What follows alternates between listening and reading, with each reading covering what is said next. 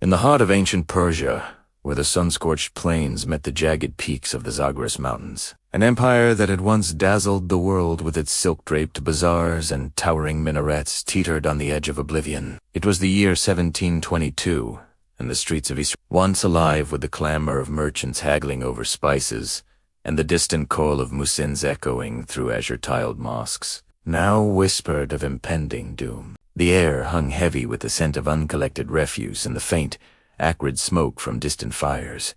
As rumors spread like wildfire among the populace, no one could have imagined that this jewel of the East, home to 500,000 souls, would soon become a graveyard of shattered dreams. But the collapse did not erupt in a blaze of glory. It crept in silently, like the shadow of a predator stalking its prey across the vast Iranian plateau. As the Afghan hordes gathered beyond the horizon, the Safavid dynasty, forged in the fires of religious zeal 2 centuries earlier, faced its final, irrevocable unraveling, a testament to how even the mightiest realms can crumble from within. The roots of the Safavid Empire stretched back to 1501, when a young warrior mystic named Ismail proclaimed himself Shah and swept across Persia, uniting fractured lands under the banner of 12 Rashid, from the dusty caravanserais of Tabriz to the fertile valleys of the Caspian Sea. His red-turbaned Qizilbash followers imposed a new faith, transforming Sunni strongholds into bastions of Shia devotion through sword and sermon alike.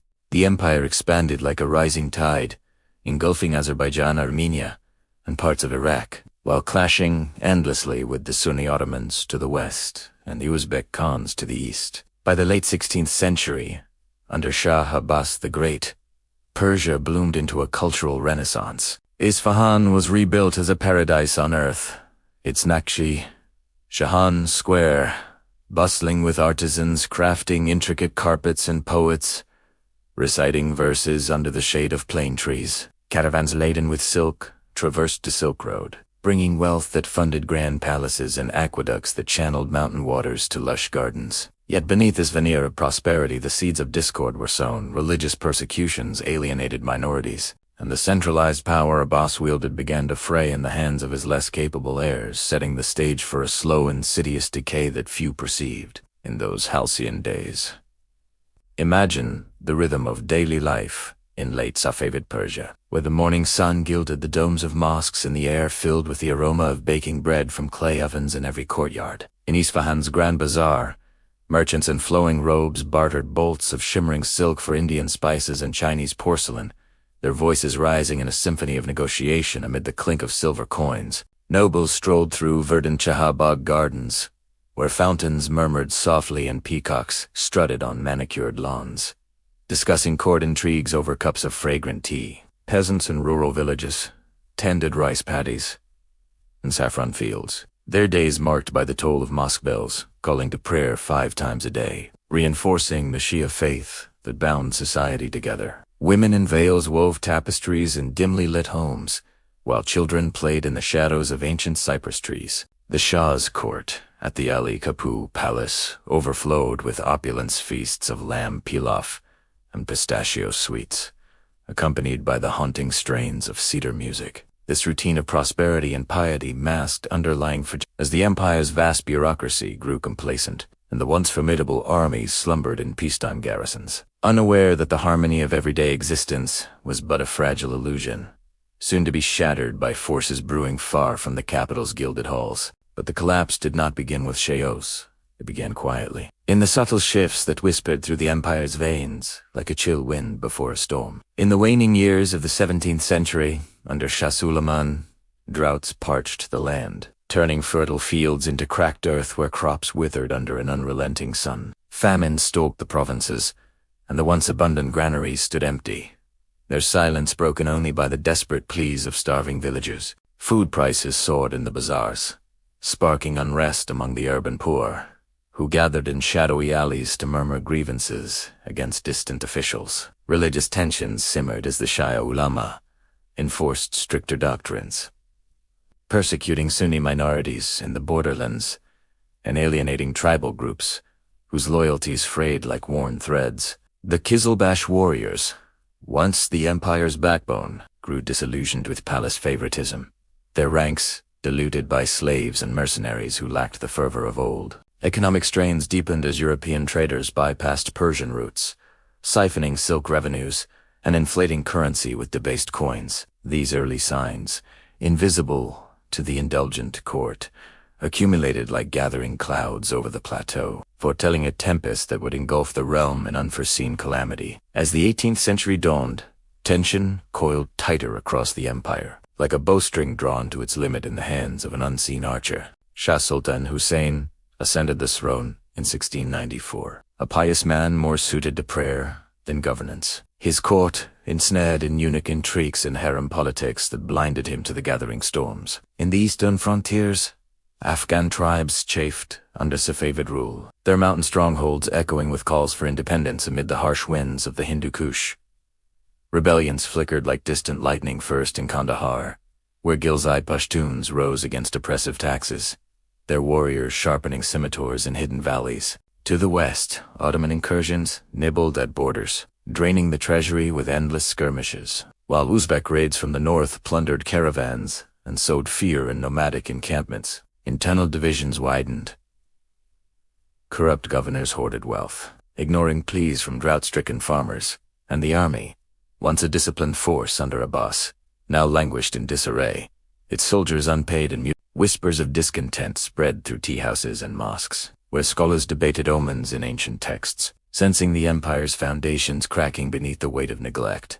Yet no one grasped the full peril lurking just beyond the horizon. Key decisions sealed the empire's fate, born from hesitation and hubris in the opulent chambers, where incense clouded judgment like a veil over reality. Shah Hussein, entranced by religious advisors, dismissed early reports of Afghan unrest as mere tribal squabbles, refusing to deploy the full might of his forces lest it disrupt his devout routines of prayer and pilgrimage. When Mir Uwais Hotaki, a Ghilzai leader, was imprisoned in Isfahan for sedition, his release granted in a moment of misplaced mercy allowed him to return home and ignite a full-scale revolt in 1709. His followers ambushing Safavid garrisons under the cover of night. Hussein's ministers, divided by factional rivalries, squandered opportunities to crush the rebellion early, opting instead for half-hearted expeditions that faltered in the arid deserts. Economic pressures mounted as the Shah lavished funds on grandiose mosques rather than bolstering defenses, debasing the currency further and fueling inflation that gnawed at the populace's loyalty. These mistakes, compounded by the refusal to negotiate or reform, transformed smoldering embers into an inferno, as Afghan armies under Mir Uwais's zone swelled with deserters and opportunists, marching westward with the inexorable force of a desert sandstorm. The moment the system began to fail arrived not with thunderous battle cries, but with the ominous silence of as if the very earth held its breath in anticipation of catastrophe. In March 1722, Mahmud's Afghan forces, numbering scarcely 18,000, laid siege to Isfahan, their campfires dotting the surrounding hills like malevolent eyes in the darkness. The city's massive walls, once impregnable, now enclosed a population swollen with refugees, their stores of grain dwindling under the relentless sun. Water from the Zayande River was cut off, turning fountains dry and gardens into dust bowls, while the air grew thick with the stench of desperation. Inside, Hussein's court dithered, rejecting calls for a decisive sortie, as advisors bickered in echoing halls, adorned with fading murals. Skirmishes flared along the ramparts, arrows whistling through the air and muskets cracking like distant thunder. But the Safavid troops, weakened by years of neglect, faltered against the hardened Afghans. As weeks turned to months, famine gripped the city. Bread became a luxury, and rumors of cannibalism whispered through starving streets. By October, with bodies piling in alleyways, and the once vibrant square reduced to a ghost town, the empire's heart cracked, signaling the irreversible plunge into abyss that no royal decree could halt. Human consequences unfolded in a tapestry of horror, where the fabric of society unraveled, thread by thread amid the ruins of what was once grandeur. As Isfahan surrendered, Mahmud's warriors poured through the gates like a flood breaching a dam, their boots echoing on cobblestones, slick with the blood of defenders. Massacres ensued in the palace quarters, where nobles and eunuchs were slaughtered in opulent rooms, their screams mingling with the crash of shattering porcelain. The royal family, huddled in terror, faced execution. Princes and princesses perished in a frenzy of vengeance, their bodies left to rot under the indifferent sky. Starvation had already claimed tens of thousands. Emaciated figures collapsed in marketplaces, their hollow eyes staring blankly as flies swarmed. Social breakdown rippled outward. Villages abandoned fields to flee marauding bands. Trade routes fell silent without caravans, and mosques stood empty as faith wavered in the face of divine silence. Ethnic tensions exploded, with Sunnis rising against Shia overlords in border regions, turning neighbor against neighbor in a cacophony of betrayal and despair. The empire fragmented into chaos, its people wandering like shadows in a landscape scarred by fire and famine, bearing the indelible wounds of a civilization's shattering. The long-term historical impact echoed through the centuries, reshaping the map of the Middle East like aftershocks from a monumental quake. With the Safavids' fall, Persia descended into a vortex of warring factions. Afghan occupiers clashed with Ottoman invaders who seized western provinces, while Russian forces nibbled at the north, carving out spheres of influence amid the Ruble. Nader Shah, a Turkmen warlord, emerged from the turmoil in 1736, overthrowing the last Safavid pretenders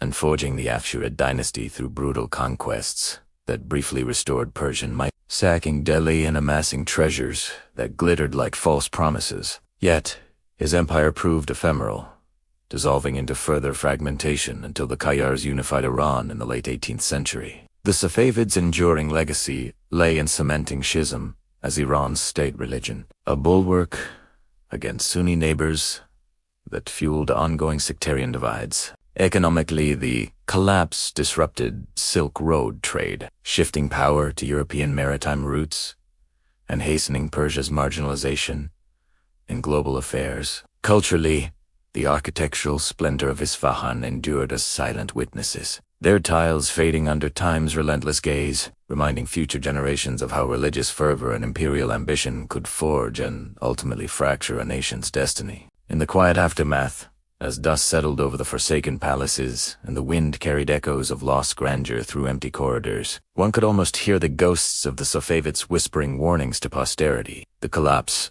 a process woven from threads of neglect, intolerance, and external predation, left Persia a shadow of its former self, its people scarred by memories of starvation and slaughter. Yet, in this haunting void, the seeds of renewal lay dormant, waiting for new hands to till the soil of history. The fall of the Safavids serves as an eternal reminder that empires, no matter how resplendent, are but fragile constructs, in the grand theater of time built on the illusions of permanence, only to dissolve into the sands from whence they rose. And as the sun sets over the Iranian plateau, casting long shadows across ancient ruins, one wonders what unseen fractures lurk in the foundations of our own world, poised to unravel when least expected.